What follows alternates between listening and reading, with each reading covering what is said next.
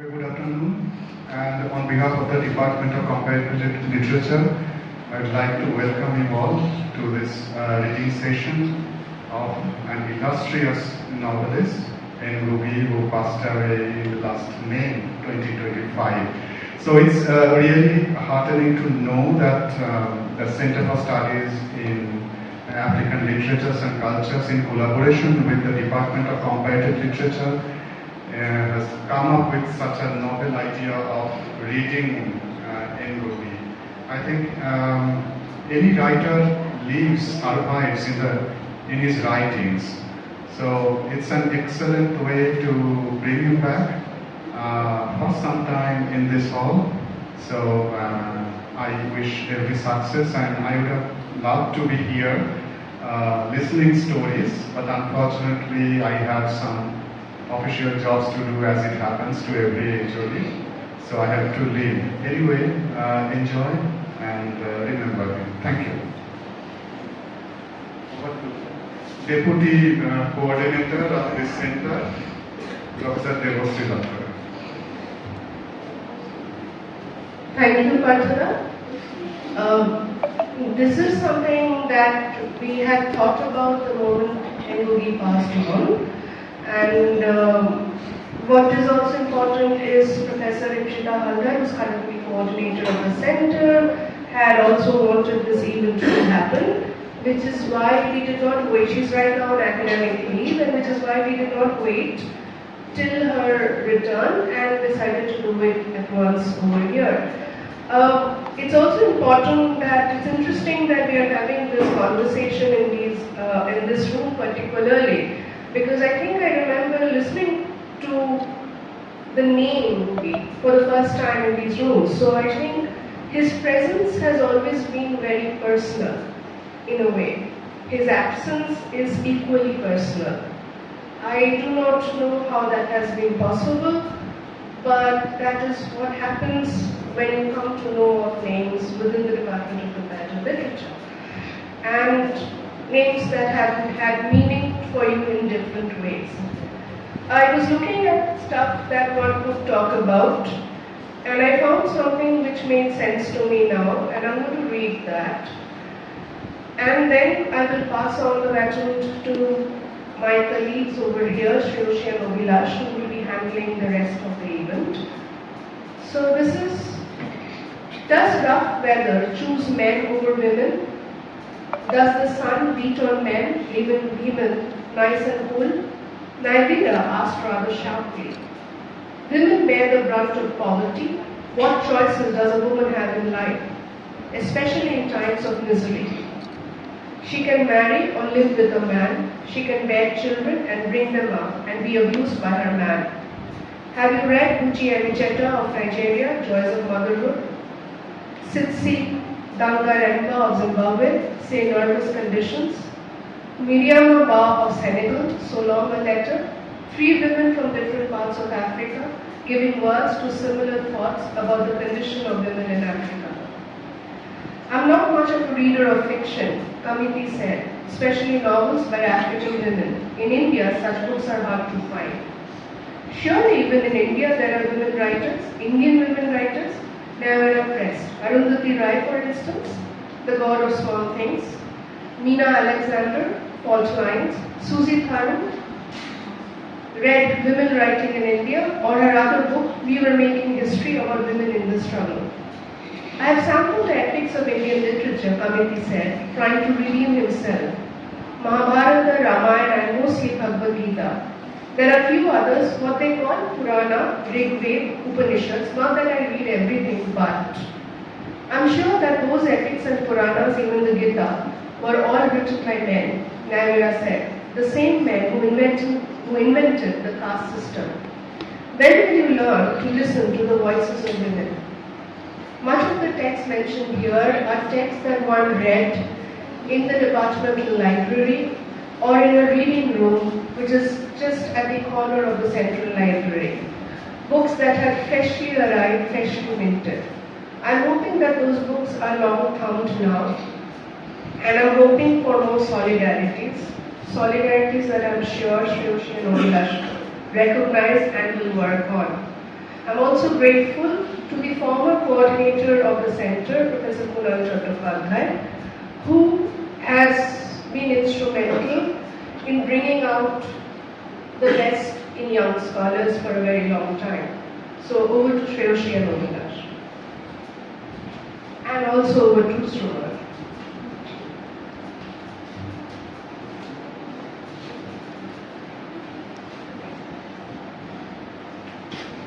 नीचे ना नीचे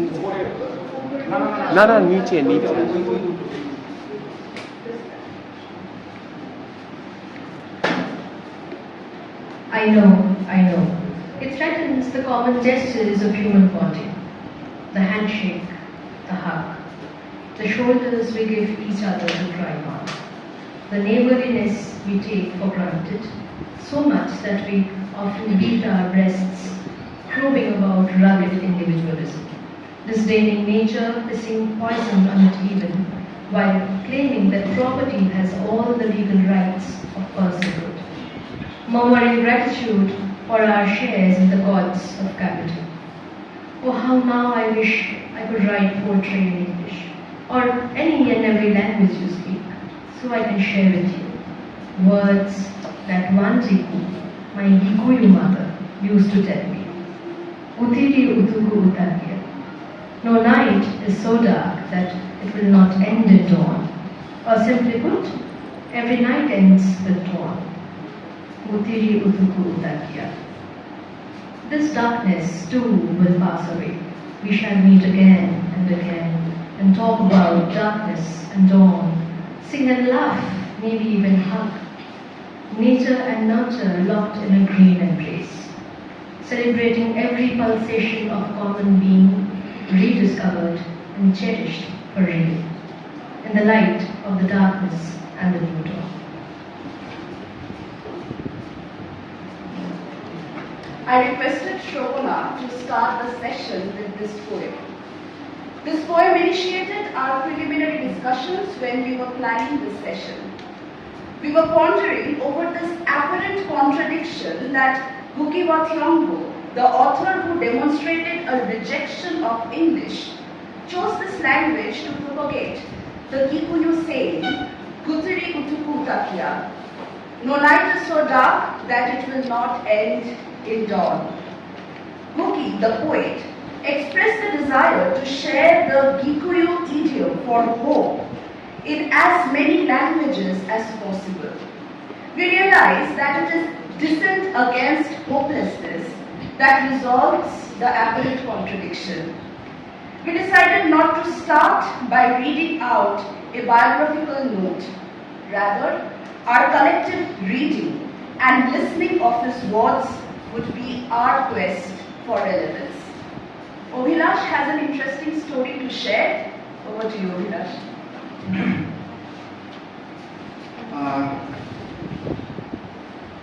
On the Valentine's Day of 2018, Ngũgĩ was here in Kolkata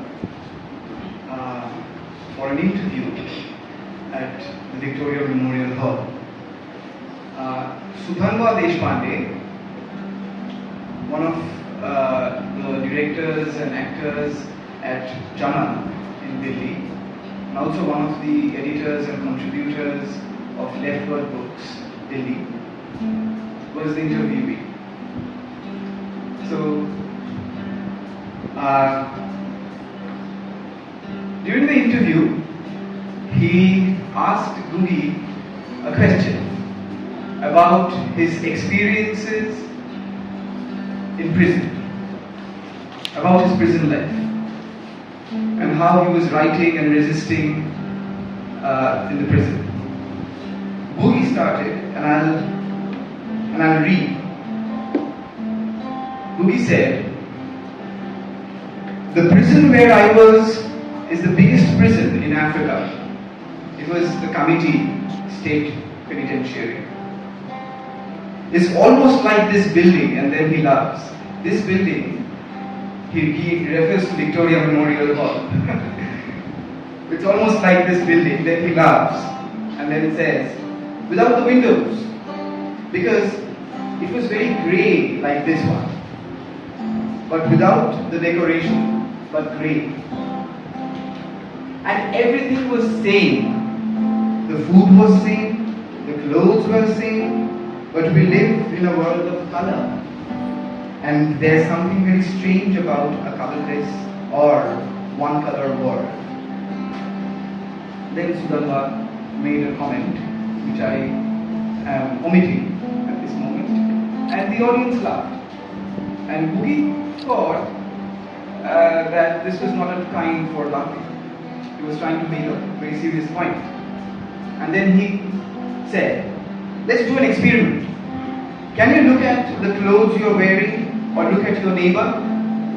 Then he looked at his own dashiki, the African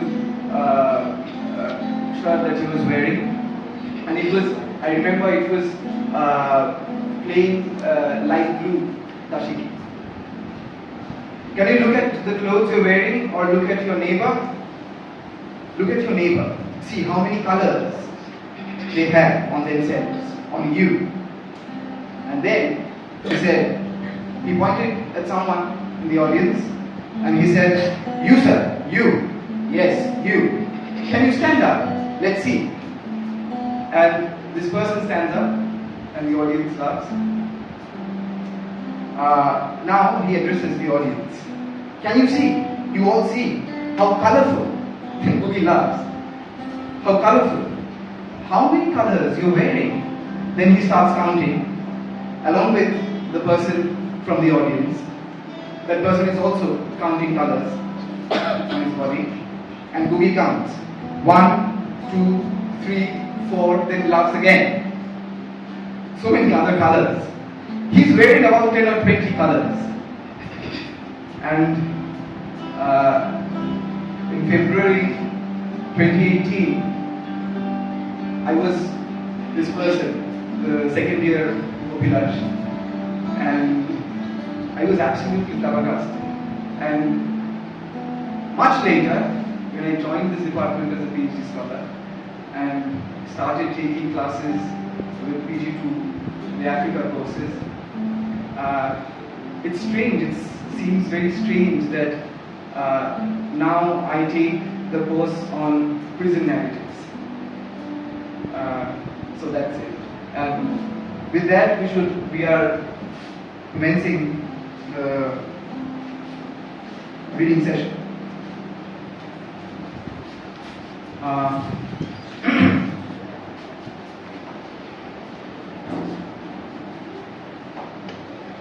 To the reader, listener, this story is imaginary. The actions are imaginary. The characters are imaginary. The country is imaginary. It has no name even. Reader, listener, may the story take place in the country of your choice. The story has no fixed time. Yesterday, the day before yesterday, last week, last year, or 10 years ago. Reader, listener, may the action take place in the time of your choice. And it has no fixed space. Here or there, this or that village, this or that region. Reader, listener, may you place the action of the space of, may you place the action in the space of your choice. And again, it does not demarcate time in terms of seconds or minutes or hours or days. Reader, listener, may you allocate the duration of any of the actions according to your choice. So say yes, and I'll tell you a story. Once upon a time, in a country with no name. For those who wait in prison and for those who wait outside prison, dreams of freedom start at the very minute of arrest. Something might just happen. Maybe somebody will intervene, and even when everything seems against any possibility of release, there is the retreat to the final bravado. the plight can only end in either death or freedom, which I suppose are the two different forms of release. So release of one sort or other is eventually assured. But when? One of the cruelties of detention, unlike ordinary imprisonment, is precisely this: not knowing when one will get out. For the ordinary convicted prisoner, we are not talking of the fairness or unfairness of the trial, the so-called justice involved. He knows the duration of his sentence, and no matter how long it is, his emotions and intellect can adjust to it. Not so the political detainee. He can be released after an hour, a day, a week, or after 50 years. So whether he likes it or not, every minute, every hour of the day, the question lurks somewhere in his consciousness. Could it be now, today? Every warder's clinking of chains, every unexpected knock at the door brings this question to the fore. Is it now, today, when? I might here also mention the press hostility led by the Hillary Bueno group of newspapers, and especially the Weekly Review. I was hardly out of prison when Hillary Bueno sent one of his reporters to interview me, but he had given her suspiciously leading questions and also instructions on how to go about it, all heavily underlined where Bueno wanted emphasis. Interview with Ngũgĩ. Please show Ngũgĩ the Nation report of his interview with them and also specify questions about democracy along the following lines. A. When he says he has learned about democracy from the peasants and the people, what exactly does he mean? B. Is he still of the opinion, explicitly and implicitly contained in his recent writings and interviews, for instance, with the WR, that what we have in Kenya is a sham democracy? C. Does he in particular think that to build a new Kenya, one must in effect destroy all bourgeois institutions first? And do these institutions include parliament, a free press, churches, judiciary, and all other bourgeois democratic institutions upon which the Kenyan system of politics is based? D. Given a choice in how to bring about change for the betterment of the masses in Kenya, does it believe evolutionary processes are as effective in the Kenya context as the revolutionary ones? Due to the experiences Ngũgĩ has had over the past year, some of the above questions may not be easy for him to answer, but it is important to get a clear idea of what his present thinking is. Signed, HDN. My novel, written with blood, sweat, toil on toilet paper, had been seized. Only 2 chapters hidden in between the empty back pages of a Bible Thiong'o had lent me remain. The Bible lay there on the desk, as if mocking me. If you had trusted all the Warringa novel to me, you would have saved it all. It is not a writer who can possibly understand. It is only a writer who can possibly understand the pain of losing a manuscript. Any manuscript. With this novel, I had struggled with language, with images, with prison, with bitter memories, with moments of despair, with all the mentally and emotionally adverse circumstances in which one is forced to operate while in custody. Now it had gone. Glue fell over now. Every detainee had lost something. We had been deliberately lulled into slumber by the carefully circulated rumor of release. But most detainees had developed a fantastic cunning which had made them act like lightning and may have saved a lot of their prison rooms.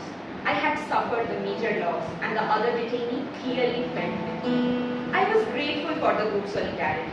But it did not lessen the hurt. The next 3 weeks were the worst of my stay at home. It was as if I had been drained of all blood. Nevertheless, I made a new resolution. No matter what happened, I would start all over again. I would reconstruct the novel in between the printed lines of Chekhov or a Gorky or a Mann or of the Bible. I could even ask the chaplain for 3 or 4 Bibles of different sizes as evidence of newfound devotion, or of any book in my possession. It would not be the same novel, but I would not accept it. I never had the occasion to try out my resolution, though I did scribble the plot and a few sequences of events I could recollect in a Chekhov's volume of short stories, The Lady with the Lapdog, for after about 3 weeks on 18th October, the new SSP returned the Warringa manuscript. I see nothing wrong with it, he said. You write in a very different way, he added. Thank you, was all I said. But he will probably never know the depth of the emotion behind those 2 words, nor perhaps what his action meant for the birth of a new literature in Kenya's languages. But you should have never written it on toilet paper, he went on. I'll ask the chief warder to supply you with scrap paper. There is plenty of it in my office, so you can transfer the whole thing from toilet paper. Write on, brother, write on, my star still reigns.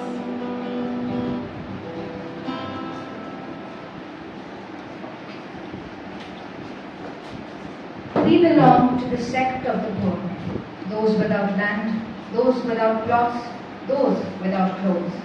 We want to put up our own church. We have a harambe. Give generously to the God of the poor whatever you have put aside to ward off the fate of Ananya and his wife. We can hardly afford to feed our babes. You think we can afford only for harambe? The devil of stinginess must be crushed. Hallelujah! Let's crush him and praise him to the ground, for the second coming is near. He is making it difficult for us to build churches. Let's crush him. Hallelujah! Let's crush him and praise him down, for the second coming is near. The devil of darkness must be crushed. Take away your hymn from my premises. Take it away to the bush. That we build a church in honor of poverty. Even if poverty was to sell at 5 cents, I would never write. Religions in this village all drive us all crazy. You are invited to a harambe fundraising for the church, or the white padre and Virgin Mary. You are invited to a harambe for the church. We church. Night and day, we church. We church of the PCEA, the Scottish one. Harambe for the church of the Greek Orthodox, so that whatever the religious are collected, religion, harambe. And those church buildings are only used once a week. Or is this another profitable business? Of the Anglicans, of Kikuyu Independent, of Salvation Army, or the sect of deep waters, are in the rubbish heap of religious. They are thrown in our courtyard, and now the sect of the poor. You know, they were here the other day trying to convert me. A procession of workers with placards bearing political slogans enter. They shout different slogans. We want higher wages, down with prices, up with Uhuru, down with imperialism, down with the traitors, up with patriots. The factories and the country belong to us. They then form a line, sitting in twos, ready to take the oath of unity in struggle. The leader utters a particular resolution and the mass repeats after him.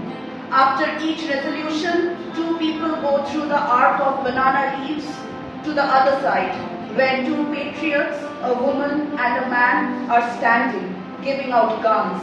As soon as they get the guns, they stand in a line, marking time, ready for the war of liberation. I speak the truth and swear before God, and before the people present, and before the ancestors. I swear by the oath of the masses, and by the blood of the Kenyan people. I speak the truth and swear before God, and before the people present, and before the ancestors.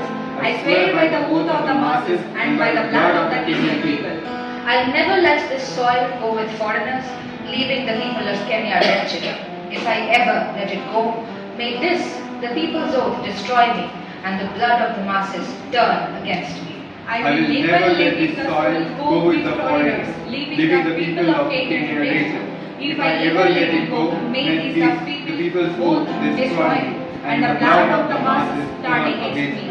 I'll never aid the missionaries in their preaching or follow them, betraying our culture and national traditions, If I do so, may this, the people's oath, destroy me, and the blood of the masses turn against me. I will never aid the missionaries in their preaching or follow them, betraying our culture and national traditions. If I do so, may this, the people's oath, destroy me, and the blood of the masses turn against me. If I am asked to hide weapons, I shall obey without questions. If I am called upon to serve this organization by day or night, I'll do so. If I fail to do so, may this, the people's oath, destroy me, and the blood of the poor turn against me. If I am asked to hide weapons, I shall obey without questions. If I am called upon to start this organization by day or night, I will do so. If I fail to do so, may this, the people's oath, destroy me, and the blood of the poor turn against me. I'll never make a girl pregnant and then leave her without a husband. If I do so, may this, the people's oath, destroy me, and the blood of the masses turn against me. I will never make a girl pregnant and then leave her without a husband. If I do so, may this, the people's oath, destroy me, and the blood of the masses turn against me. I'll never divorce. If I do so, may this, the people's oath, destroy me, and the blood of the masses turn against me. I will never divorce. If I do so, may this, the people's oath, destroy me, and the blood of the masses turn against me. I'll always help this organization with all my strength and property.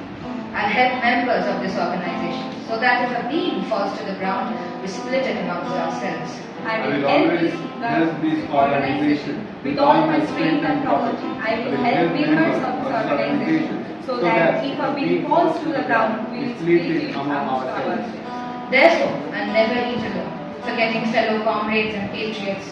If I do so, may this, the people's oath, destroy me, and the blood of the masses turn against me.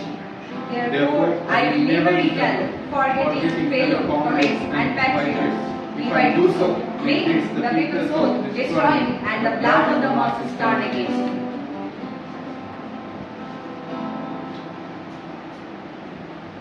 I wouldn't mind, son of Gautami, if after selling away our labor, our village had benefited.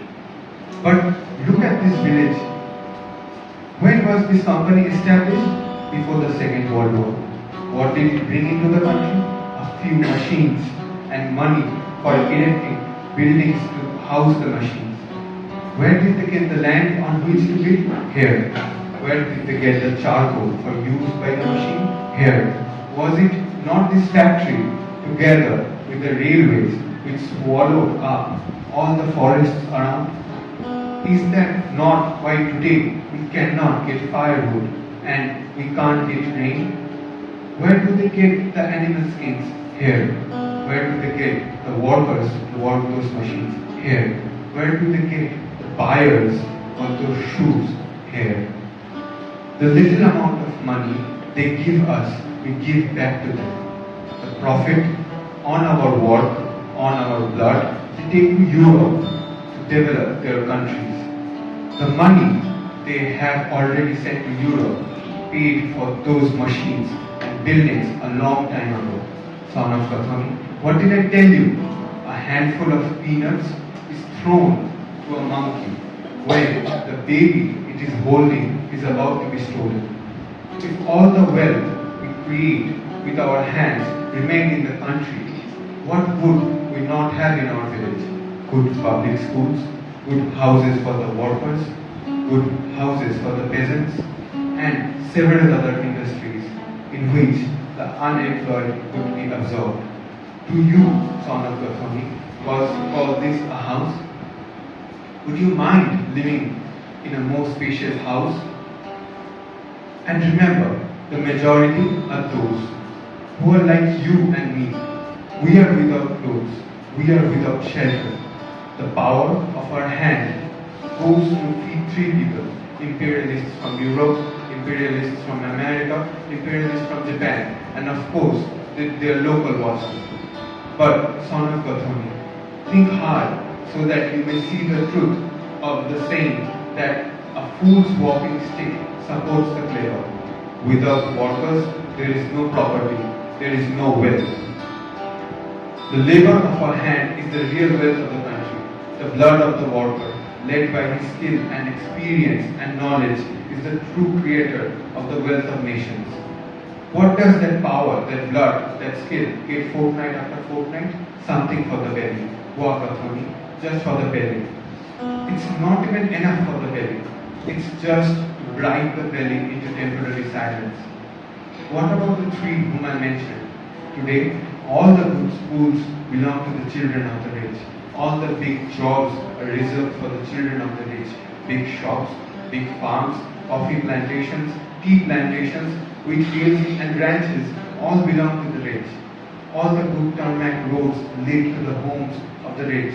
Good hospitals belong to them, so that when they get heart attacks and belly ulcers, their wives can rush them to the hospitals in Mercedes Benzes. The rich, and we, the poor, have only dispensaries at Tigoni and Thiong'o. Sometimes these dispensaries have no drugs, sometimes people die on the way, or in the queues that last from dawn to dusk. Oh well, Independence Day now. Next, the ruler said he would respond to the rumors that he was pregnant. The ruler thanked all those who had come to the grounds of Parliament and the law courts to celebrate his birthday, renaming it the Day of National Self-Renewal, because according to an age-old African custom, cycles of birth and rebirth are celebrated through well-known rite of passage. He was also aware that there were those who were talking about his birthday, the Day of National Self-Renewal, as the day he would give birth. Well, they were not mistaken. The fact is, my people, I was pregnant. Yes, I was pregnant. The ruler emphasized to an astonished parliament. Every Aboriginal child knows that I am the country and the country is me, which means that this excellency, this country and this nation are like the mystery of 3 in 1 and 1 in 3, creating the perfect one. That was why when the ruler spoke, the nation spoke. And when he sneezed, the nation sneezed. Because the country and the head are one and the same, it follows that his birthday is the nation's birthday, and his day of giving birth is that of the nation giving birth. You want to see the baby? On cue, Kaniuru, using crutches, hobbled into Parliament, followed by 4 people, carrying a huge board wrapped up in a white cloth, and set it up in front of the ruler. And now, said the ruler, I ask the official hostess to step forward and reveal what I have brought into the world. Dr. Unique Immaculate Mackenzie walked to the board and lifted the cloth, revealing a drawing of the ruler holding a baby, vaguely resembling a Borrelia in his fatherly arms. At the foot was the inscription in large Aboriginal national colors, Baby D. Behold, baby democracy, he called. The ruler then grandly proclaimed the advent of multi-party democracy in Aborigia to everyone's shock. But he added that the new Aborigian system was only making explicit what was latent in all modern democracies, in which parties were basically variations of each other. He would be the nominal head of all political parties. This meant that in the next general election, all the parties would, of course, be choosing him as their candidate for presidency. His victory would be a victory of all the parties, and more important for Aboriginals, a victory for wise and tested leadership. As a sign of the new times, he decreed that the rulist party would now simply be called the ruling party. And in case our dear friends are worried that we might be going too far in our liberal measures, he said, glancing in the direction of the row of Western ambassadors, he wanted to stress that whichever party from among the hundreds under his leadership came to power, Aborigia would remain a friend and trustworthy partner of the Western alliances. I walked hand in hand with you in fighting world communism, he said, and now we shall stand shoulder to shoulder in building the new global system of guided freedom and openness.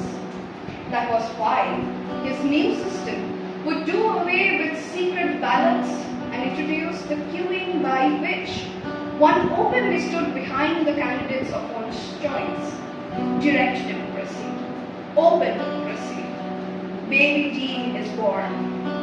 For the first time, all envoys gave him warm applause. This party won.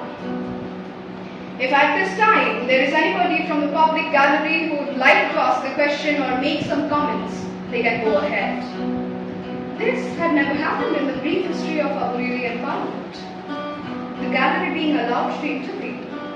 Most people took it for a rhetorical gesture, except for one wizened old man who stood up and spoke in a thin, tremulous voice, but one loud enough to be heard by all.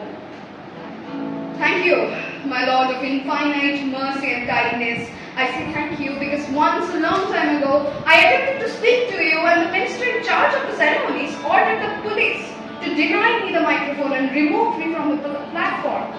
I went away screaming. I went away screaming for you to hear me. You heard my cry. I know. That is why you are letting me to talk now. That is why I thank you. Makundu, Wangu, Paya, Hisi, for hearing my cry then and now giving me a chance to redeem my name, so dishonored by yet Mashakali. I say with you, down with state secrets. The phrase, my new cheap arsehole, had made AG suddenly recall the same old man trying to speak at the ceremony when the plan for marching to heaven was first revealed publicly. How is the leader going to handle this? But at that point, the official hostess, Dr. Mackenzie, whispered in the ear of the ruler, who now asked the security to take the old man to the State House, where both would later meet for an exchange of views in endless leisure. The ruler was a genius of talk. Edgy, said to himself, because he knew exactly what the security had been told to do with the old man. Every opinion counts, said the leader. The reign of baby Dean has begun. This independence mean? For the peasants and the urban workers, this is a period of gradual disillusionment. Independence has not given them back their land. They're still without food and clothes, but now there is a difference. Before independence, basic realities were boldly and visibly delineated. All conflicts were reduced to two polarities. White was wealth, power and privilege. Black was poverty, labor and servitude. Remove the white man, cried the nationalist leaders, and the root cause of our troubles is gone. Gone? Not exactly. The peasants and workers are still the hewers and carriers, but this time for what Anuska would call the black-white man. Who will now be the scapegoat? The nationalist elite deflects from itself the never-silent clamors for better living conditions by fanning the flames of tribalism. The Yoruba is made to blame the enterprising Igbo. The Igbo is made to blame the uneducated Hausa. And the Hausa is made to blame the cunning Southerners. Class consciousness, transcending the vertical divisions of clan and tribe, would make the workers and peasants realize that they are all in a similar predicament. But up till now, it has been stifled by nationalistic sentiments. Nationalism is not an ideology. Too often it falsely appeals to the camaraderie of the skin. Now, and there is a glimmer of hope, the masses are realizing that blackness is not all. For the elite, however, independence is a boon. Under the banner of Africanization, it grabs at jobs in the civil service and jostles for places on the directing boards of all the foreign companies, Shell, ICI, Unilever, Union Miniere, Anglo-American banks and mining corporations that really run the economy of the country. It surrounds itself with country houses, cars, washing machines, television sets, and all the consumer durables that are associated with an acquisitive middle class.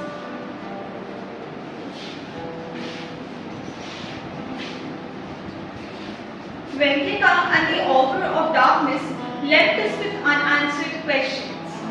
Had Venkika turned himself into the augur of darkness? Perhaps as vengeance for having lost his tongue and eye? Others said no. The two were different types of augurs. An augur was an augur, no matter the name, some asserted. The debate helped us take our thoughts away from sorrow, while also keeping our minds occupied. Now we traveled only by the light of day. At night, we made a bonfire, talked, took turns to sleep. A few days without a mishap, peace returned to our hearts. But one morning, about to resume our journey, we heard weird sounds behind us. We took to our heels, then stopped, looked back to find out what was behind us. A strange apparition met our eyes. Was it human, an animal, or what? A creature with 3 legs and 3 arms. The creature grabbed the burning fire and swallowed it. More inexplicable wonders followed. It breathed out flames from its mouth and nose. The flames incinerated the bush and the plants around it. Once again, we took to our heels. Running away in defense of self is not cowardice. The 3-legged augur pursued us, shouting brags and threats. I am the burner that burns up even those that defy other fires. I burn everything in my way, be it near or far from me. No matter how fast we ran, it kept up the pursuit, breathing out smoke and fire, demanding we surrender, mithaga to it as a price to let us go. Though we did not see it clearly because it was surrounded by smokes and flames, we knew that it had 3 legs and arms, hampered its movement, for the limbs were not well coordinated. But it could not spit out noisy flames quite far. And while we panted with fatigue, it never seemed to tire. From an early age, you taught us to walk and run. But some of the young men were not used to running like us. So we breathed. The lungs screamed fatigue.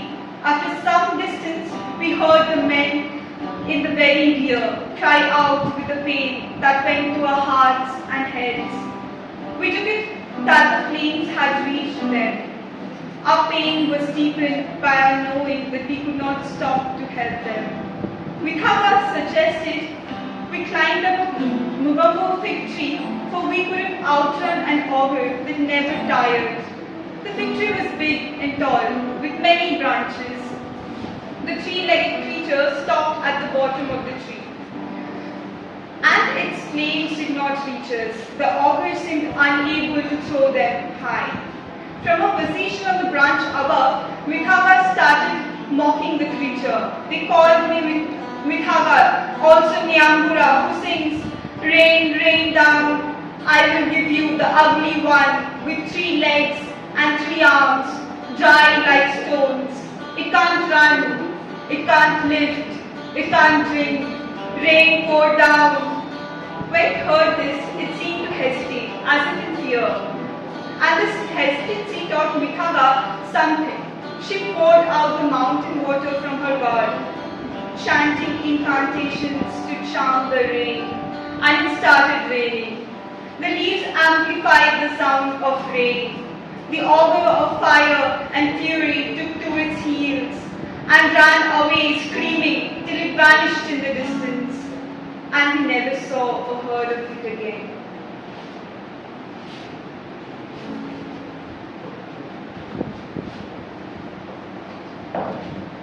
I had bought a black slate and white chalk for my writing material. We copy on our slates what the teacher has written on the blackboard.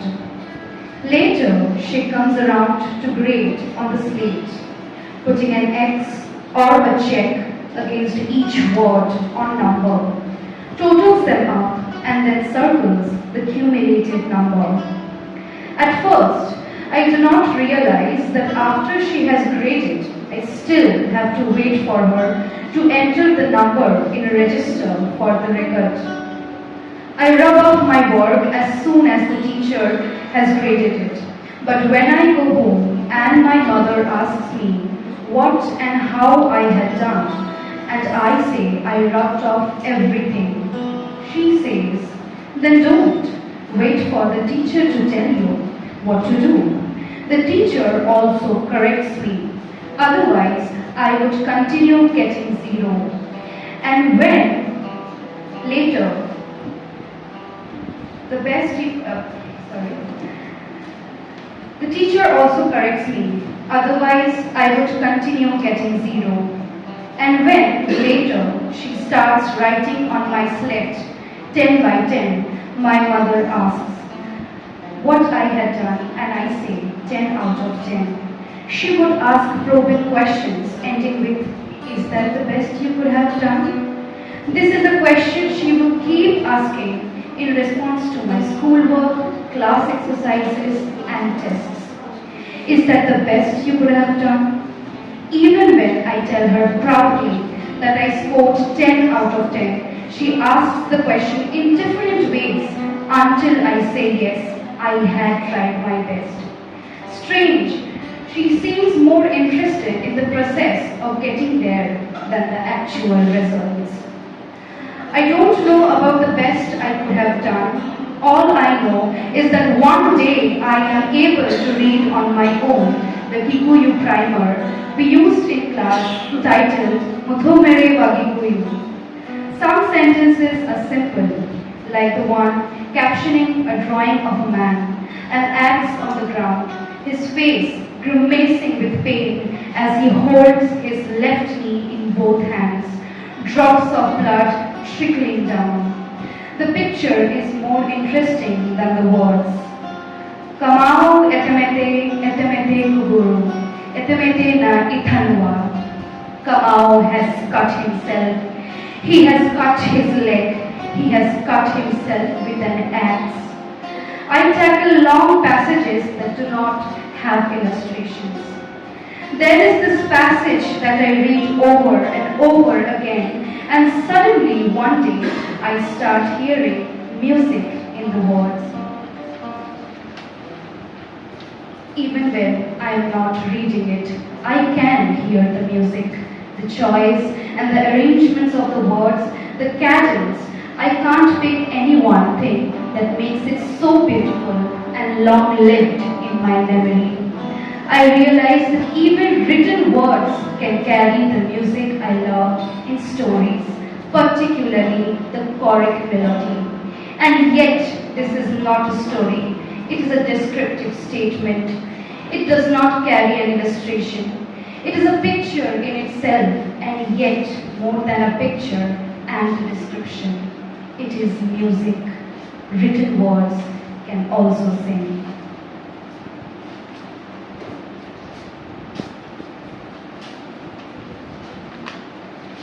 It was a cloudless morning. Gikuyu and Moonbeam stood together. Before them were the 9 groups, each led by one of the daughters. Even Bodhijia, who had refused to be in a group, was present, sitting on her legs. Gikuyu pointed to the far horizon. Do you see that which shines like a white ostrich? Or like the moon at night, or white flowers in a field of grains? The ostrich whiteness rests on the top of the mountain, Umi said. There, up there, is a place where we receive blessings. Our eyes fell on the sprawling beauty below. A land never without food or water or great bush. It was a revelation of the divine, Gikuyu said. This land is ours and our children's for generation to come. I pour libation every morning, facing the mountain of the moon. It is the seat of the Giver Supreme. I will send you on a pilgrimage to the holy mountain. You and the 9 to walk the walk we once walked. At the top, you will scoop some of the moon into a gourd. Get some water into the gourd to mix with the moon. I want each group to bring back their own mix of their water and the moon for the revisions to the place your new journey into your future. Yes, added Moody. The journey leads to your beginnings. One cannot hurry it, and one does not travel on it alone. I will give you one more mission, added Ingrid. Do you see my youngest daughter? He asked, pointing at Borisio. The cure lies with Venkeka, the king of human-eating owl. He alone possesses some hair that's a cure-all. I want you to wrestle him to the gourd. Capture this tongue and pull out the hair. The hair that cures all will restore full power to the Mauritius lake.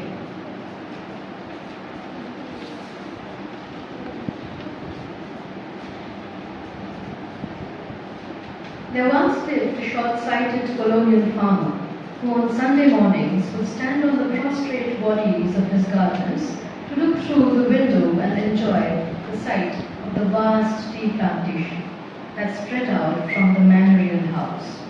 What a beautiful day, so peaceful. He would murmur genuinely, moved by the apparent stability all around. So absorbed was he by the bees that he could not hear the rumblings of their tummies or their silent groans of discontent. A peaceful country, don't you think? He would say, turning to the house servants who stood by, ready to serve him his breakfast. And the house servants would also stand on some of the bodies, but at a respectful distance from the master, and they would chorus back, "Yes, master, please." A line drawing of a map of the physical features of Kenya, Uganda, and Tanzania looks to me like a sketch of a bust of a human head wearing a slightly flat Muslim cap, whose slightly flattened top is the long border with Ethiopia. The neck rests on the Ruvuma River to the south. The back is formed by the tiny folds of the coastline on the Indian Ocean. The face is the line of lakes to the west from the Malawi to Alban with Lake Tanganyika and Kivu making the outline of the chin and mouth. Lakes Edward and Alban form a retreating forehead.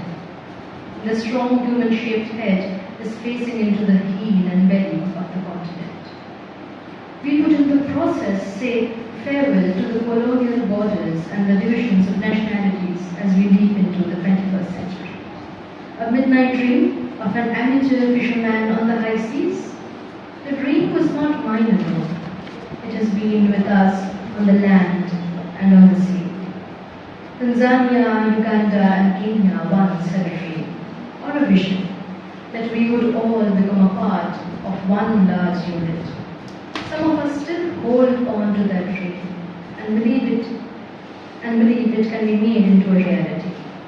So said Julius Nyerere on 7 June 1968, probably referring to the Nairobi Declaration which had promised to bring about a federation at the end of 1963. Today, the architects of the Nairobi Declaration are no longer on the scene.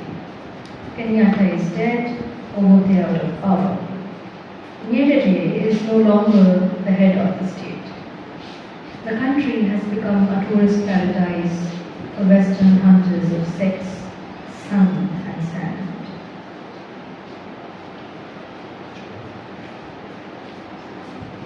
When sleep calls, you don't say to it, let's first talk. Hugh said, looking back to his own travels to Mumbai. He saw his young men. It is hunger, it's impatient with talk. Najen said to her father, yes, you soothe it with food, not words. Mumbai and the others agreed. The 9 daughters went into the forest to hunt, to get enough meat to prepare for the sleeping 99.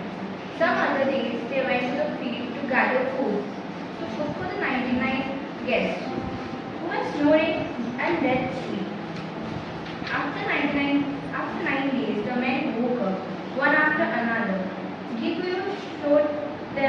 gathered. We talked to them. The newcomer is the one who brings news. But we all agree that one cannot get many words from the sleeping. Hunger is impatient with small talks. So off to the river you go.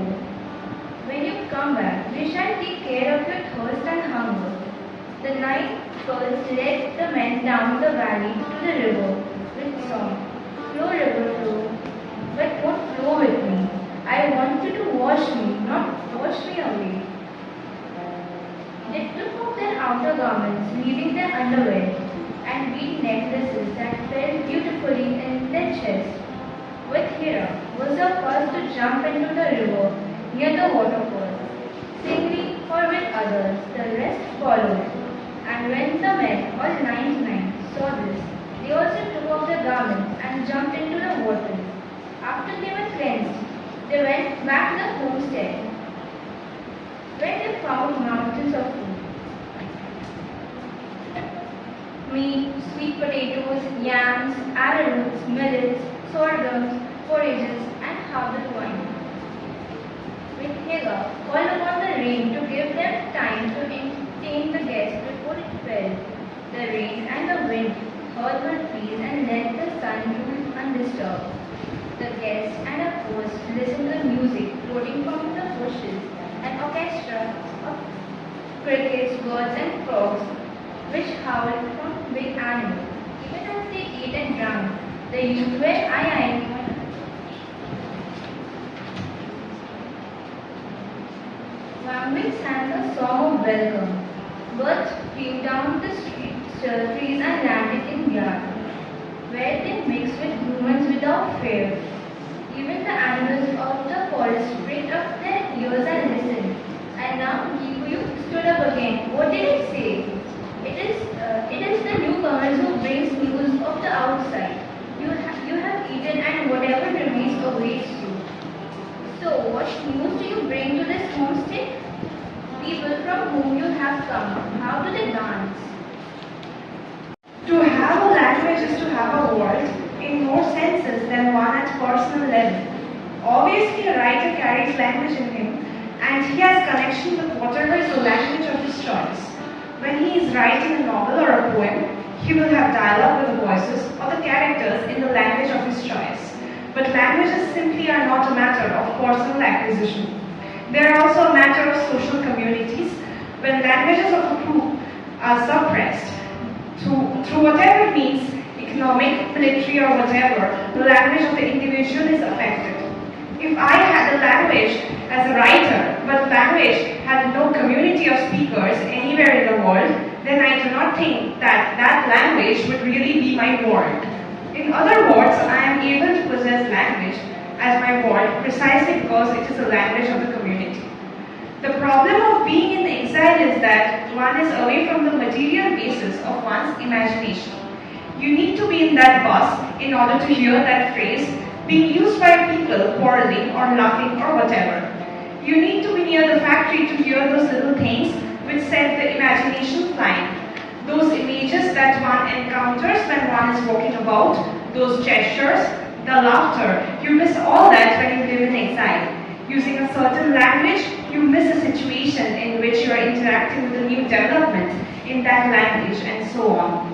I think it's very important to realize that when I changed my name, I was not really changing it, but reclaiming my own name. In other words, in the process of growing up, I changed from my own name, James, but I was only returning to my real reality. But the question of naming has a wider implication. When we make any achievements as an African people, whom do we give that credit? We give that credit to aliens, to English names or any other names, but not to African names. African names lost completely, even when we achieved anything, that achievement is associated or undersigned with those names. And I think in spiritual terms, this has been.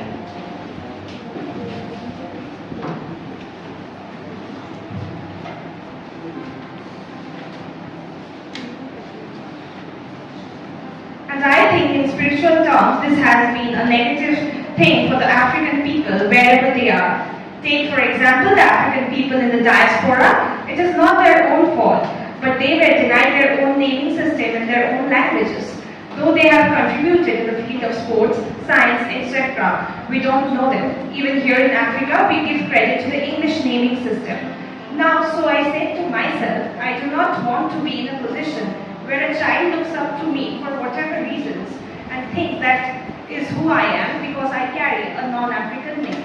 Let him know me as Ngũgĩ or Thiong'o, so they know that African names can also carry achievement and there is nothing to apologize for.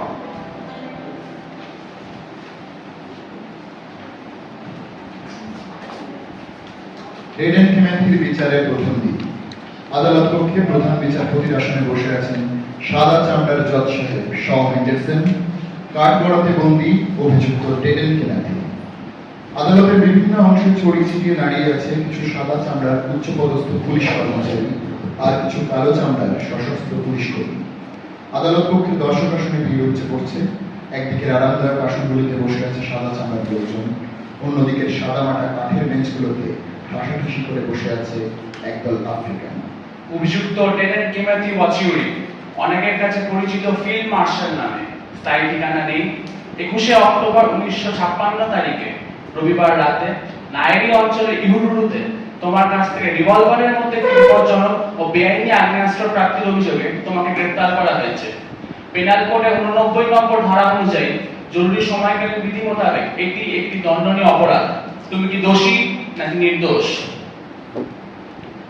তোমাকে সতর্ক করে দেওয়া হচ্ছে তোমার মৌনতাকে আদালত অবমাননা গণ্য করে এই আদালত তোমাকে কারাদণ্ডে দণ্ডিত করতে পারে।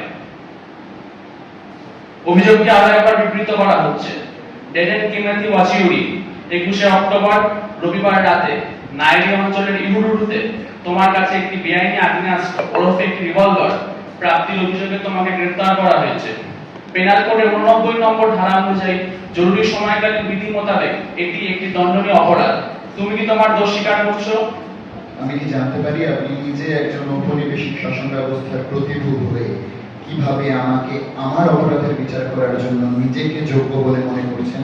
কিমেথি, তোমাকে মনে করিয়ে দিচ্ছি আমরা কিন্তু একটি আইনসভার মধ্যে দাঁড়িয়ে কথা বলছি। হ্যাঁ, ঔপনিবেশিক শাসকের আইনসভা। আমি তোমাকে আবারও মনে করিয়ে দিচ্ছি তুমি যে দণ্ডনীয় অপরাধের অভিযোগে অভিযুক্ত তাতে কিন্তু চরমদণ্ড পর্যন্ত হতে পারে। মৃত্যুদণ্ড? হ্যাঁ, মৃত্যুদণ্ড। যে আইনসভা নিজেই অপরাধের ভার বহন করছে, যেখানে বিচারপতি নিজেই একজন অপরাধী, তাদের অপরাধের আইনকে যে আইন অত্যাচার আর নিপীড়নকে প্রশ্রয় দেয় সেই আইনকে আমি কোন রকম জবাবদিহি করব না। আমার মনে হয় ব্যাপারটা তোমার কাছে পুরোপুরি পরিষ্কার নয়। বোধহয় তুমি জঙ্গলে একটু বেশি দিন কাটিয়ে ফেলেছো। দেখো, এখানে যাতে তোমার ন্যায্য বিচার হয় সেটা দেখাই আমাদের কাজ, যেটা তোমার প্রাপ্য। বিচার তো সবার জন্যই এক। যে আইন আমাদের জন্য আমাদের দ্বারা বানানো হয়নি সেই আইন আমাকে কখনো অপরাধী বলে সাব্যস্ত করতে পারবে না। আইন সবার জন্য একই, প্রত্যেকটা সভ্য সমাজের আইন একই। সমস্ত সভ্য সমাজ এই আইন আর এই বিচার ব্যবস্থার ভিত্তিতেই দাঁড়িয়ে আছে। যেমন আইন তেমনই বিচার। কিসের, কাদের আইন আর কাদের বিচার? আইন সবার জন্য একই, আইন 10 রকমের হয় না। আইন একটাই, তার বিচারও একটাই। আইন আর বিচার 10 রকমের হয় না, কিন্তু 2 রকমের হয়। একটা হলো বিত্তশালীদের আইন, সুবিধাবাদীদের আইন, ঔপনিবেশিক নোংরামির আইন। আর একটা আইন নিপীড়িত ক্ষুধার্ত গরিব মানুষগুলোর জন্য। এই আইনে এদেরকে চুপ করে দেওয়া হয়, ক্ষুধার্তের মুখের ভাত কেড়ে নেওয়া হয়। নেয়ান্দারবার জঙ্গলের আইনের কথা এখানে বলা হচ্ছে না। তাহলে কিসের কথা বলা হচ্ছে? তোমাদের ঔপনিবেশিক জঙ্গিপনার কথা, তোমাদের মতো শোষকদের বন্য রীতিনীতির কথা। তোমাদের এই জঙ্গলে সবসময় রক্তচোষা শিকারী হায়নারা ঘুরে বেড়াচ্ছে। তারা সুযোগ পেলেই খুবলে চিড়ে মাংস খেয়ে নেয় আমাদের মতো খেটে খাওয়া মানুষদের। আমরা যারা এই মাটির থেকে নিজেদের খাবার জোগাড় করি তাদের, আমরা এই সমস্ত কারখানার জ্বলন্ত কয়লা। সেই বিকলাঙ্গ মানুষগুলো যারা নতুন দিনের আশায় তাকিয়ে থাকে আর হাহাকার করে, তাদের পিঠ গিয়েছে বেঁকে আর কাঁধের উপর দিয়ে গলে নামছে ঘামের ধারা। মার খাওয়া, ক্ষুধার্ত, ঘৃণিত, লাঞ্ছিত, নিপীড়িত শরীরে যাদের চাবুকের দাগ বসে গিয়েছে, কিন্তু তাও তারা কুকুরে বসে যায়নি। তারা ঠায় দাঁড়িয়ে আছে এক নতুন ভোর দেখবে বলে, যে ভোরের আলোয় ঝলমল করবে মাউন্ট কেনিয়ার চূড়া। কিমেথি, আমি জানি তুমি কবি, সুবক্তা, একজন নেতা। সমস্ত সমাজে আইন থাকে যাতে কারো সম্পদ মানে জীবনহানি না হয় আর কি। বুঝতে পারছো কি বলছি? সভ্য সমাজ, ব্যবসা বাণিজ্য, ক্রিশ্চিয়ানিটি, আইন শৃঙ্খলা।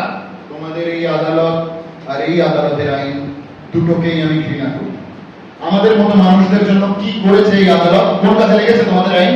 তোমাদের আইন সমর্থন করেছে নিপীড়ক অত্যাচারীদেরকে, মানুষ কিন্তু আর দরিদ্র করে দিয়েছে তোমাদের আইন। আমাদের মতো মানুষ। তোমাদের চাবুকে লেগেছে আমাদের রক্ত যখন আমরা তুলে দিই তোমাদের চা পাতা, তোমাদের কফির বীজ। বন্দী হয়েছি আমরা যখন আয়া হতে চাইনি তোমাদের শিশুদের, যখন আমরা দেখভাল করতে চাইনি তোমাদের বাড়ি আর বাগানে। লাশ হয়ে পড়ে আছে তারা যারা রিক্সায় বইতে চাইনি তোমাদের মতো সাহেব আর মেমদের। আমি শুধু মানি সেই আইন আর সেই আদালত, যে আইন আর আদালত কথা বলে নিপীড়ন আর অত্যাচারের বিরুদ্ধে, সমর্থন করে সশস্ত্র শ্রমজীবীদের স্বাধীনতার দাবি। এই আইন চিরন্তন সকল নিপীড়িতের জন্য, অত্যাচারিত, আহত আর অপমানিতের জন্য, আর তাই লড়াই, সংগ্রাম আর পরিবর্তন। কিন্তু যেখানে আইন বা শৃঙ্খলা নেই সেখানে স্বাধীনতাও নেই। ভুল। যেখানে স্বাধীনতা নেই সেখানে আইন বা শৃঙ্খলা দুটোর কোনোটাই নেই। আমার হাতে, আমার পায়ে বেড়ি বেঁধে, আমার হাতে দড়ি বেঁধে, আমার সত্তায় শিকল পরিয়ে তুমি আইন আর বিচারের গান গাও। সাধারণ মানুষের আইন চায় আমার হাতের বাঁধন খুলে যাক, আমার পায়ের বেড়ি খুলে যাক, আর আমার সত্তা মুক্তি পাক।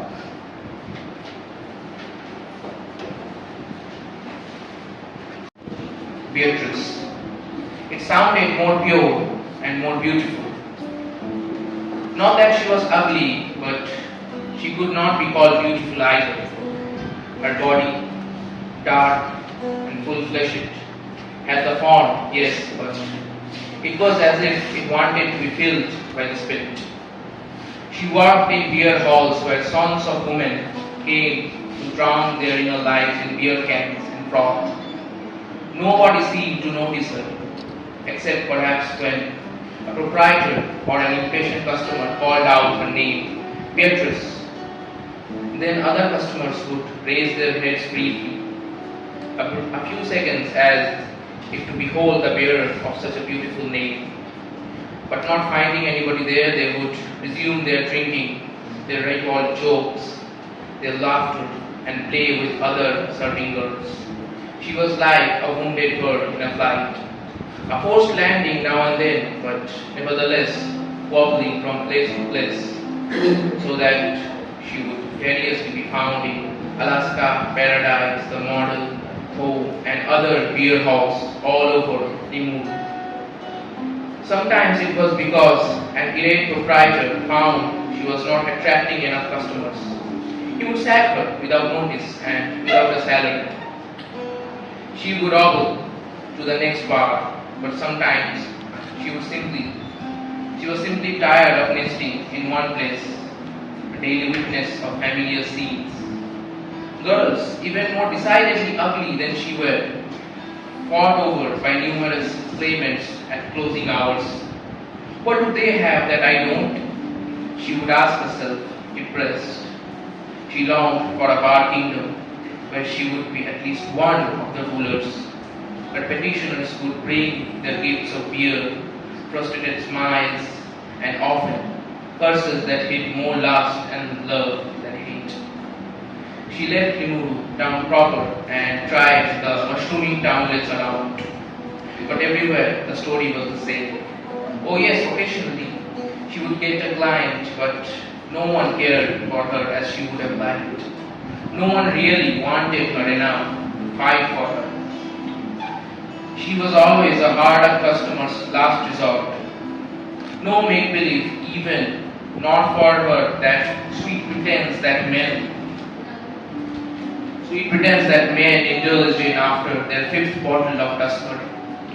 The following night or during a payday, the same client would pretend not to know her. He would be drawing his money power over girls who already had more than a fair share of admirers. She resented this. She saw in every girl a rival and adopted a sullen attitude. She fled Limuru for Ilmorom in Chiri Street. Ilmorom had once been a ghost village, but had been resurrected to life by that legendary woman, Nyangendo, to whom every pop group had paid their tribute. She found that Ilmorom, despite the legend, despite the songs and dances, was not different from Limuru. She tried various tricks, clothes, but even here, she never earned enough to buy herself glittering robes. What was 75 shillings a month without house allowance, and without salaried boyfriends?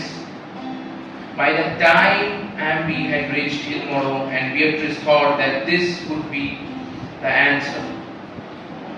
Had she not in Limuru seen girls blacker than herself transformed overnight from ugly sins into white stars by a touch of skin lightening creams, and men would ogle them, would even talk with exaggerated pride of their newborn girlfriends. Men were strange creatures, Beatrice thought in moments of searching analysis.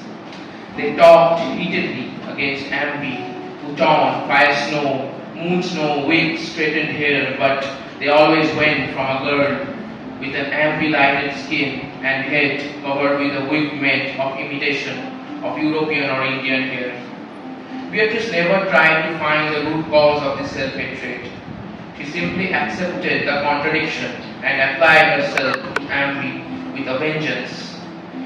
She had to rub out her black shame, but even Ambi she could not afford in abundance. She could only apply it to her face, to her arms, so that her legs and her neck retained their blackness. Besides, there were parts of her face she could not readily reach. Behind the ears and above the eyelashes, for instance, and this was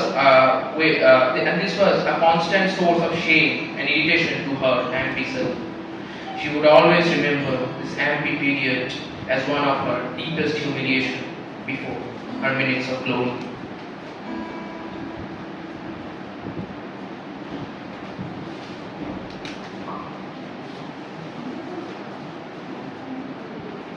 It was hard for you then. I know. I fought with dogs and cats in the rubbish bins for food. And I also remember this bakery belonged to an Indian. Periodically he would throw away the room. Periodically he would throw away the rotten bread. You'll run for it.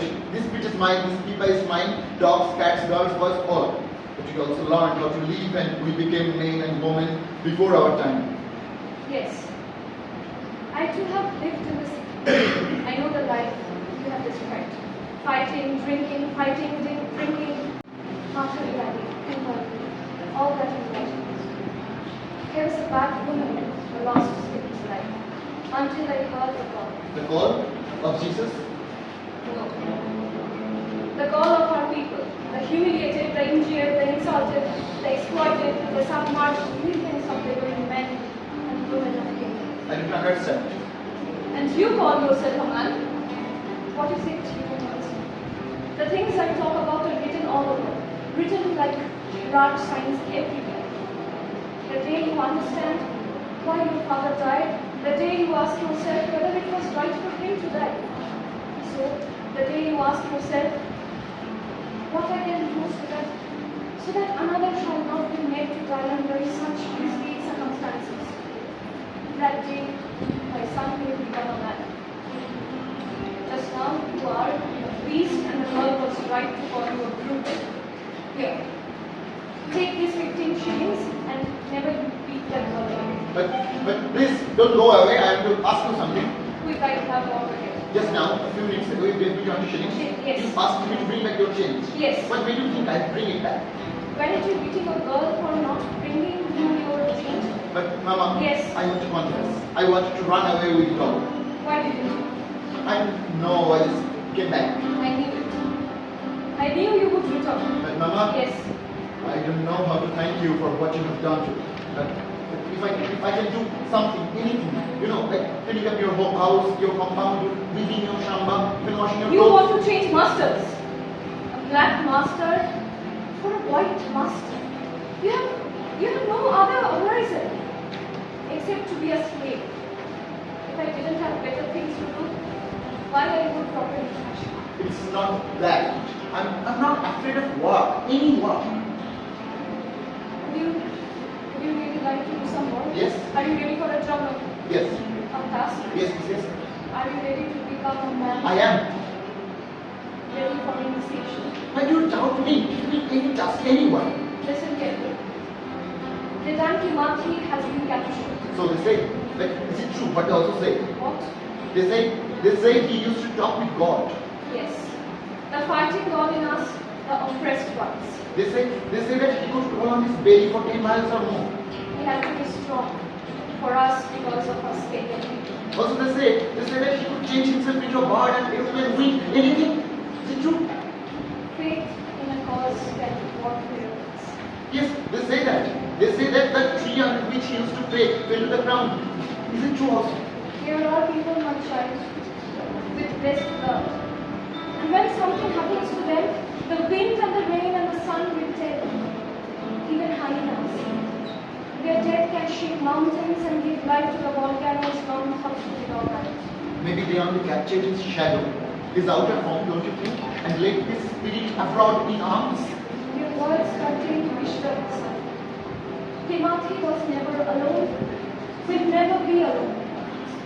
No bullet can kill him for as long as woman continues to bear children. Let 1,000 bullets to be shot through our heads. But this I believe, one day, the soil will be restored to the people. Our land shall one day be truly ours. But listen, there is an urgent task to be done. Yes. Timothy is appearing in court today, this afternoon. Yes. Would you like to run a mission? I like. What should I not give? Talking is easy. It is deeds that show a man. I am ready. Do you know where the courtroom is in town? Yes, not far from the Rahaman prison near the native council. Just there, outside the prison gates or outside the courtroom, somewhere between the prison gates and the courtroom, you will find a man selling oranges. He will be wearing a red shirt. He will be singing, "Oranges cheap today! Oranges cheap today!" Give him this loaf of bread. Only this? Bread is life. Bread for dinner? You be careful. Very, very careful. What you are carrying is for the life. But it's... You hear? It's bread. It's only bread. Yes. Guard it with your life. I'll be watching you. Go well. Watch every step you take. But dinner, humanity, bread, trial. It cannot be. No, it cannot be. It cannot be. Mama! Mama! She's gone now. And she will not tell me her name. Where I will find her later. She's gone. She's gone. The day you'll ask yourself, what can I do so that another shall not die under such risky circumstances? That day, you'll become a man, my son. The trial of humanity. I must be there to hear it.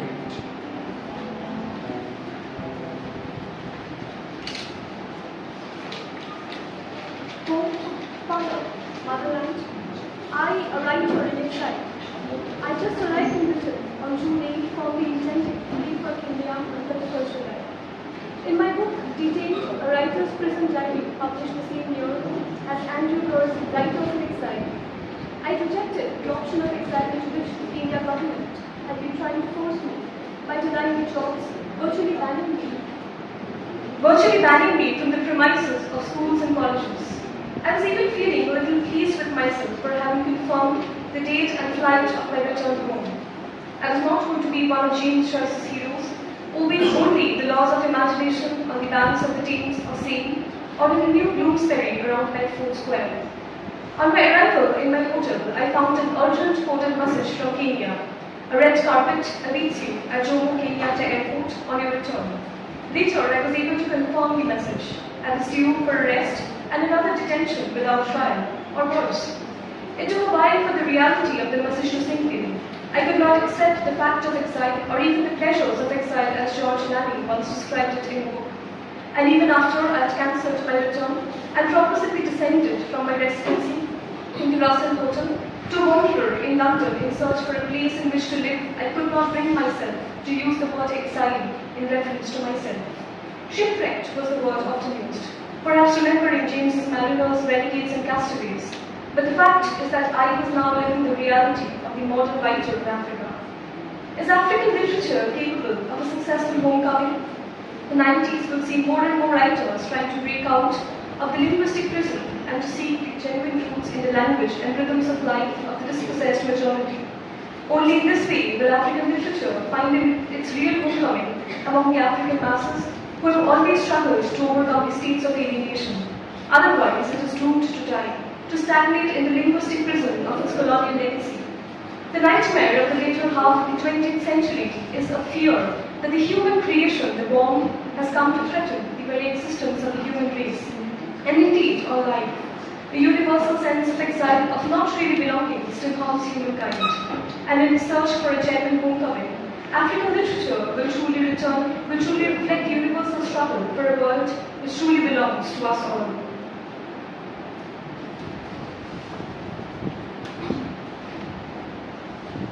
Father, don't you remember me? Hope was sinking in him. He felt tired. Then he saw his father suddenly start and tremble like a leaf. He saw him stare with unbelieving eyes. Fear was discernible in those eyes. His mother came and his brothers too.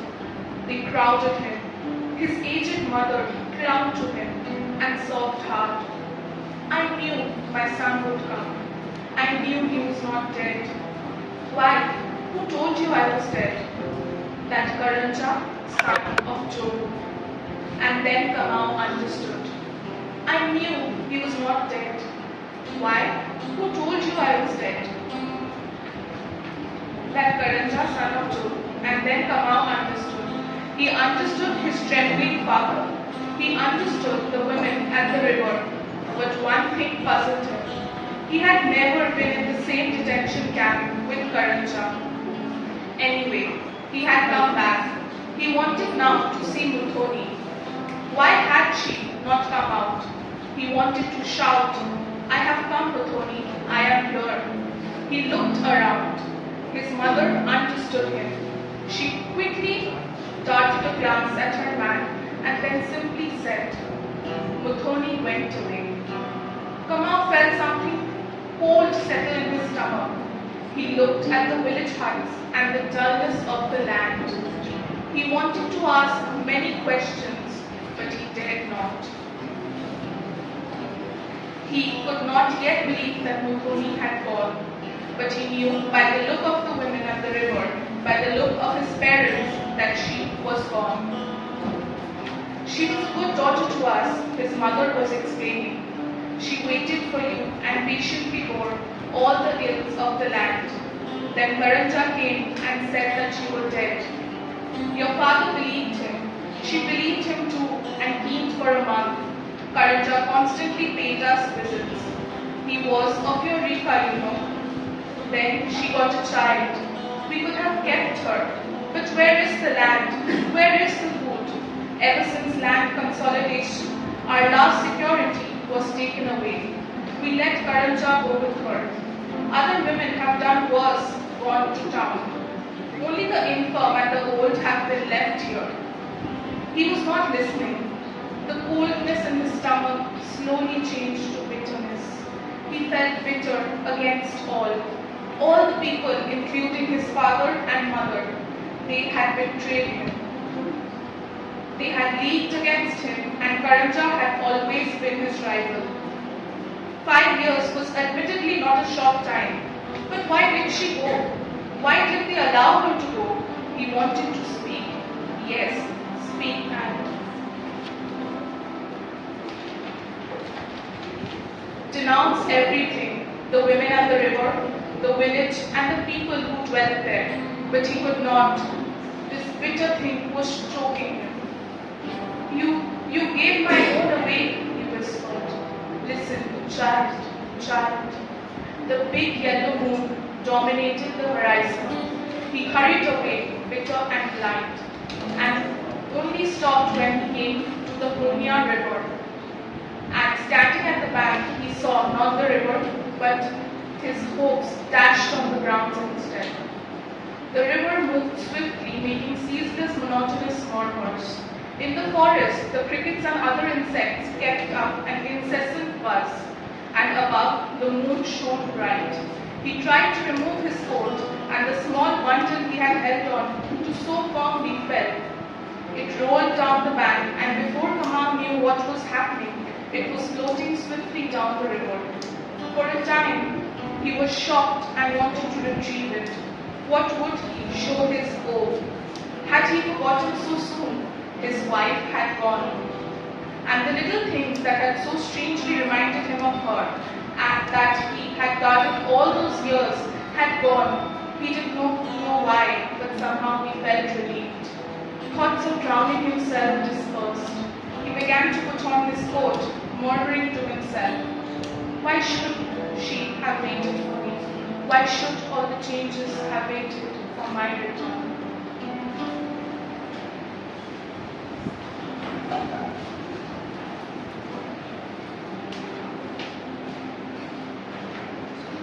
Wallace decided to escape.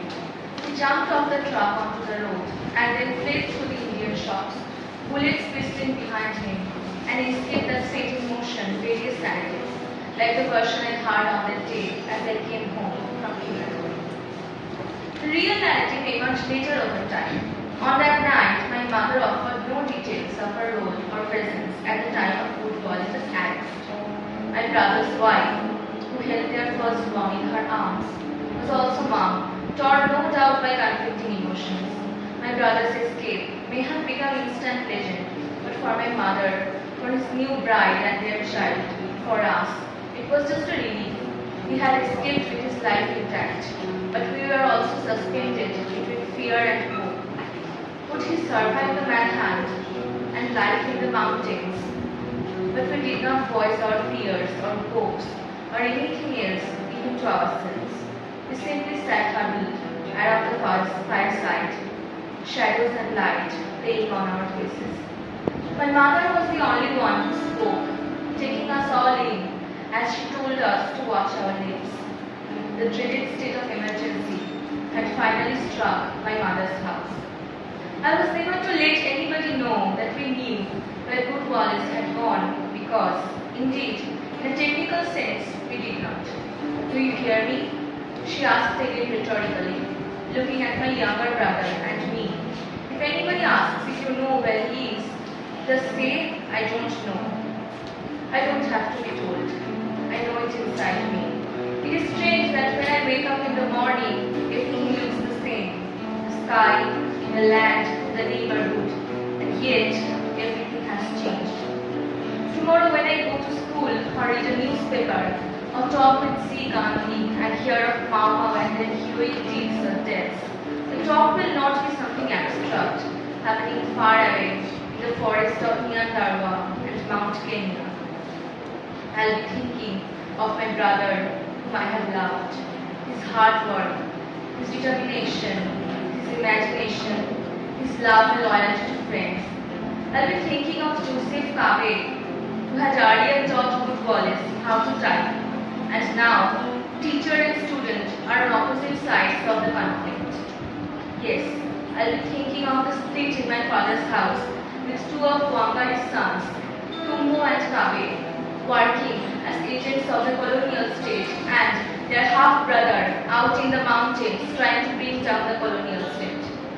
Yes, brothers who loved one another, now at war.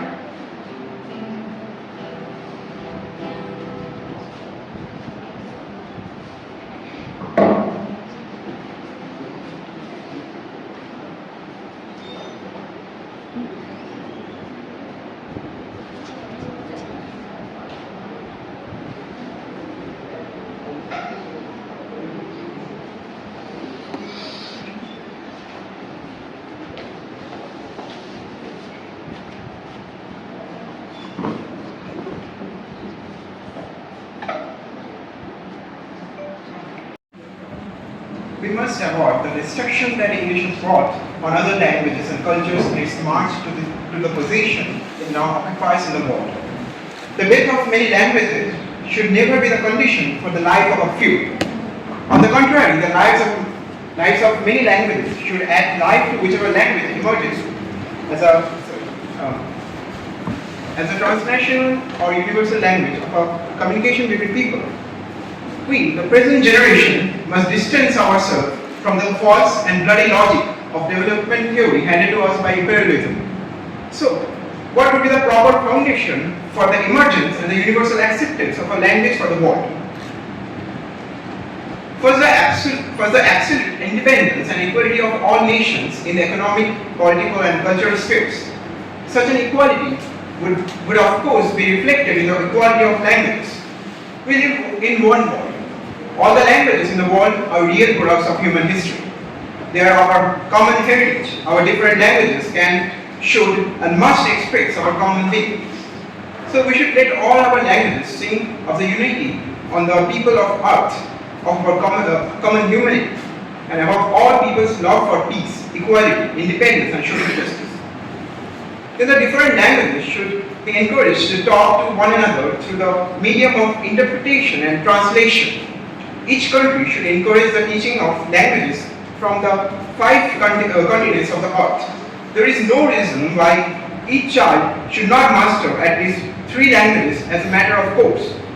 The art of translation and interpretation should be an integral subject in schools. But it is sad to note that in the English education system and in English culture generally, the art of translation does not enjoy the same status as the other arts.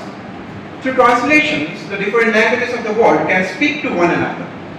But there is very little mutual translation between African languages and English or French. And the colonial dominance of English and French in African lives has made African languages so suspicious of one another that there is hardly any inter-African communication. The best minds among native Africans have been channeled into the development of English, French, and Portuguese. But difficult as the case may be, the interlanguage communication through translation is crucial. A language or a world of languages. The two concepts are not mutually exclusive, provided there is independence, equality, democracy, and peace among nations. In such a world, English, like all other languages, can put in an application, and despite its history of imperialist aggression against other languages and peoples, English would make a credible candidate. Such applicants must in meantime work hard to remove such negative qualities as racism, sexism, national chauvinism, and negative images of other nationalities, and races so as to meet the criteria of acceptance as a language for the world. In this respect, Kishwari would make an excellent candidate for the world language. It already has the advantage of never having grown in the graveyard of other languages. Kishwari has created space for itself in Africa and in the world without displaying any national chauvinism. The power of Kishwari has not depended on its economic, political, or cultural aggrandizement. It has no history of oppression or domination of other cultures. And yet, Kishwari is now spoken as a major language in Eastern, Central, and Southern Africa, as well as in many other parts of the world. I have nothing against English, French, Portuguese, or any other language for that matter. They all are valid as far as they are languages, in as far as they do not speak to oppress other nations, nationalities, and languages. But if Kishwari or any other African language were to become the language for the world, this would symbolize the dawn of a new era in human relations between the nations and peoples of Africa and those of other countries. For these reasons, I for one would like to propose Kishwari as a language for the world.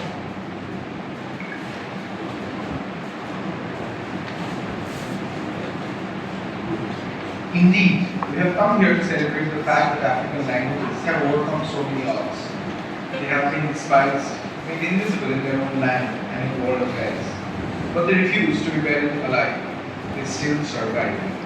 In this respect, it is fortunate that this pioneering meeting has been held in this country and in this region, where there has been a demonstrated continuity of regional languages from the ancient Sabian English with their origins in the pre-Christian era to the present Tigriana and other languages in Eritrea and Ethiopia that claim connections with those ancient languages. We are here to celebrate that continuity as an inspiration for the future of African languages. We are here to celebrate all the writers who have tirelessly kept faith with our languages and made that continuity possible. But even though we are here to celebrate, we must, along with it, accept the challenges first of creating a modern literature and modern systems of knowledge in our languages, and then making the same available in our different languages. We have to create literature and knowledge which speak to the most urgent needs of our people for economic and political survival.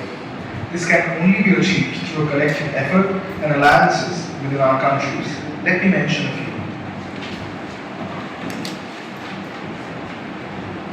There is, first and foremost, the position of the various governments.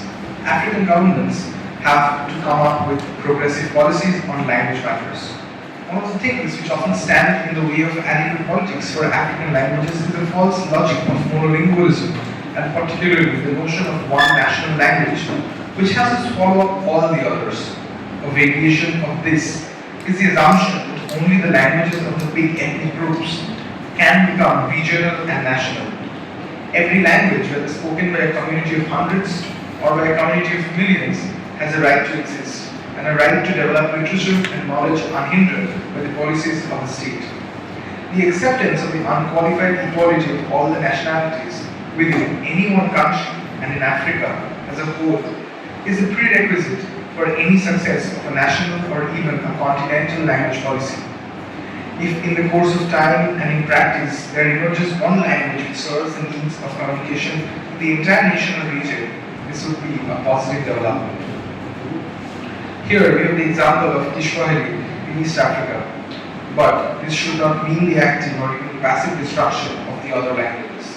This position is based on a simple premise. If we believe the people are the basis of development in the language or languages that they speak are the basis of that progress, and every language policy and planning should incorporate this premise.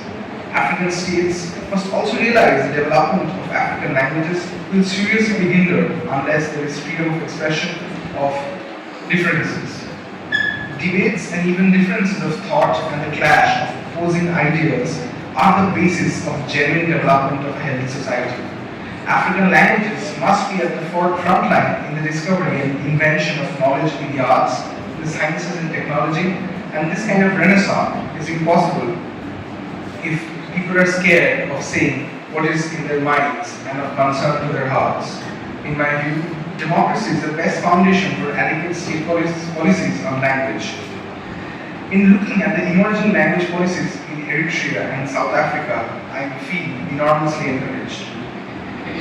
Thus, the development of African languages should not mean isolation from other languages of the earth. There is a lot that African languages can learn from those of Europe, Asia, and Latin America. African languages must open themselves out particularly to the heritage of those Africans who have now built new nations and communities in the Caribbean, America, and in the Pacific. What has been produced by Langston Hughes, George Lamming, Amy Césaire, Margaret Walker, Henri Baraka, Sonia Sanchez, Toni Morrison is part of our heritage and it should be accessed to communities within Africa and in their own languages. We have to build bridges to those that Kamau Brathwaite had termed national languages in the Caribbean. All the great works of European languages should be available in our languages. This means that in addition to our languages holding dialogues among themselves, they must open dialogues with the other languages of the earth. We want African languages to become bridges to continental African unity and to Pan-African unity. But we also want them to shake hands with all human languages. Let our languages be our way into humanity's search and struggle for democracy and social justice, and a spiritual culture which measures progress not in terms of those on the mountaintop, but in terms of those who transform, identify as the wretched of the earth.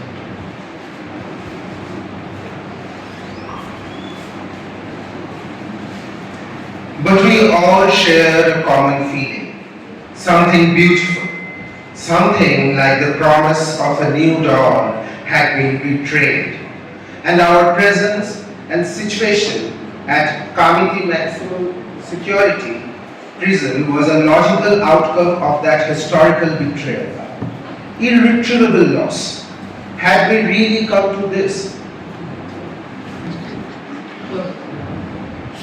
Was prison our destiny as a Kenyan people, fated always to plunge back to the days of the colony only hours after being tantalized with glimpses of new dawns? What of the millions dead and mined? Was it only to enable a depraved few to carry on the colonial philosophy for which the lives of countless poor men, women, and children had been sacrificed? In the cell, each political prisoner would struggle against mounting despair. The inevitable outcome of bitter reflections churn over and over in the mind. For here, one had no helper except one's own experiences and history. That, I would say, was the real loneliness of prison life. In the silence of one's cell, one had to fight, all alone, against 1,000 demons struggling for the mastery of one's soul. Their dominant method was to show continually that there was only one way of looking at things, that there was only one history and culture which moved in circles so that the beginning and the end were the same. You moved only to find yourself back on the same spot. What was the point of making the effort? We were all the children of Sisyphus, fated forever to roll the heavy stone of tyranny up the still, steep hill of struggle, only to see it roll back to the bottom. The devil demanded his fee on the night before Christmas. The healer was to bring him at the bridge souls of the recent dead. Death came for the healer too soon. When the devil went to the bridge, he did not get his due. Every year, when that day comes, a cat prowls the bridge. But it is the devil disguised as a cat, waiting for the healer to bring him souls of the recent dead. All he hears are the murmurings of the flowing waters. Flow, flawless love, flow. Love makes the soul soar high. Hate makes the soul sink. Flow, love, flow flawlessly. Spread one love to all the earth. You devil, go away. Let love to rule the world.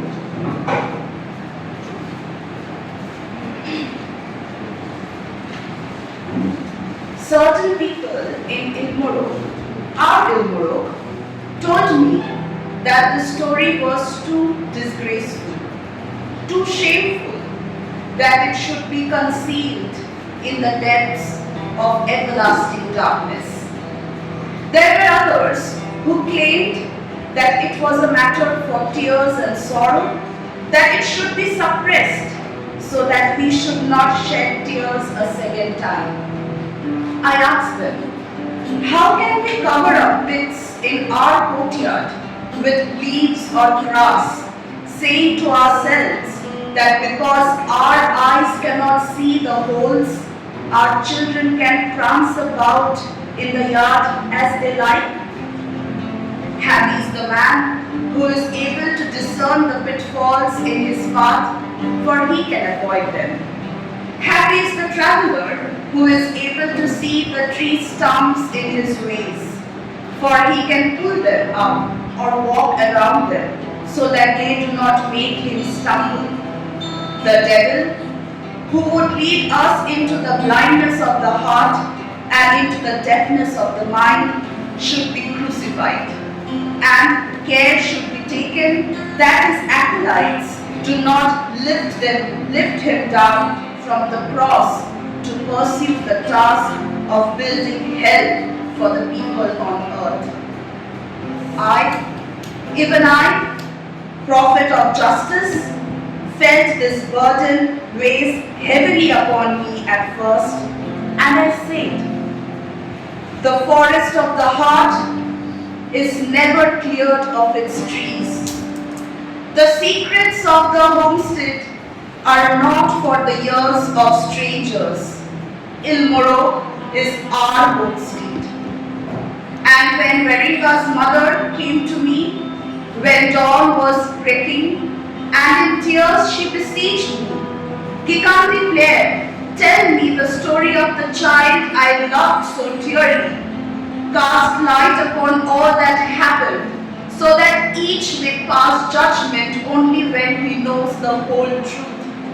Kikandi Blair, reveal all that is hidden.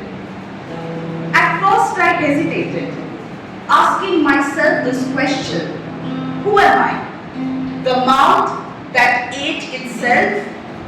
Is it not said that an antelope hates less the one who sees it than the one who shouts to alert others to its presence? It was then that I heard the pleading cries of many voices. Gikati player, prophet of justice, reveal what now lies concealed by darkness.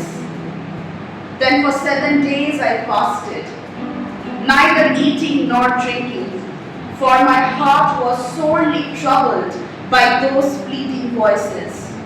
Still I asked myself this, could it be that I am seeing phantoms without substance, or that I am hearing the echoes of silence? Who am I? The mouth that ate itself? Is it not said that the antelope conceives more hatred for him who betrays its presence with a shout? And after 7 days had passed, the earth trembled, and lightning scored the sky with its brightness. And I lifted up, and I was borne up to the rooftop of the house, and I was shown many things, and I heard a voice, like a great clap of thunder, admonishing me, who has told you that prophecy is yours alone, to keep to yourself? Why are you furnishing yourself with empty excuses? If you do that, you will never be free of tears and pleading cries. The moment the voice fell silent, I was seized, raised up, and then cast down into the ashes of the fireplace. And I took the ashes and I smeared my face and legs with them, and I cried out, I accept, I accept. Silence the cries of the heart, wipe away the tears of the heart. This story is an account of what I, prophet of justice, saw with his eyes and heard with his ears when I was borne to the rooftop of the house. I have accepted, I have accepted. The voice of the people is the voice of God. That is why I have accepted. That is why I have accepted. But why am I lingering on the bank of the river? To bathe is to strip off all clothes. To swim is to plunge into the river. It is good. So come, come my friend, come and let us reason together. Come and let us reason together now. Come and let us reason together about Jacinta Varinga before you pass judgment on our children.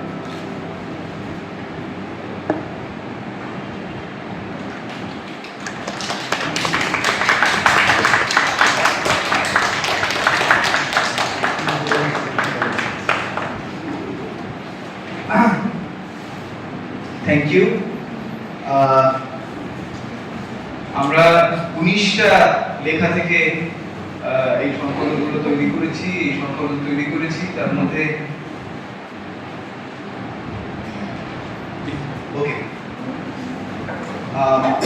the texts are Detained, a writer's prison diary, I will marry when I want, Homecoming, the language of languages, Moving the center, the struggle for cultural freedom, the auger that fumed fire and fury, wrestling with the devil, Ponte del Diavolo, Venezia, the Devil's Bridge, Mission to the Mountain of the Moon, the Trial of Vedantyamati, Dreams in the time of war, Minutes of Glory, Thiong'o speaks, interview with the Kenyan writer, Feast Song and Dance, The Return, Dawn of Darkness, Matigari, Devil on the Cross, and The Visit of the Crow. Thank you all. Thank you. I would like to thank all the participants, the listeners. Of course, this was also a practice in listening as well as the reading session. Our session began with Ngũgĩ's words, which were addressed to the readers as well as to the listeners. Thank you for listening. Thank you for reading as well. Thank you, Aayushee, Shubha, Aayushee again. We have two Aayushees. Oh, we have one Aayushee. Oh no. Thank you, Aayushee, Shubha, Barna, Dipanwita, Srijeeta, Ahana, another Ahana. We have two Ahanas, not two Aayushees. Ahana senior and Ahana junior. Ankita, Anuska, Debolina, Ameera, Simantini, Satadru, Turjo, Agnimitra.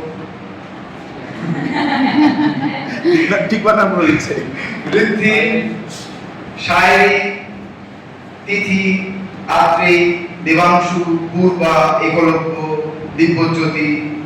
Of course, thanks to Srobona for coming. Thanks, Kinjali. Of course, Aayushee. Thank you, Vinashda. Thank you, Srishiti. Anyway,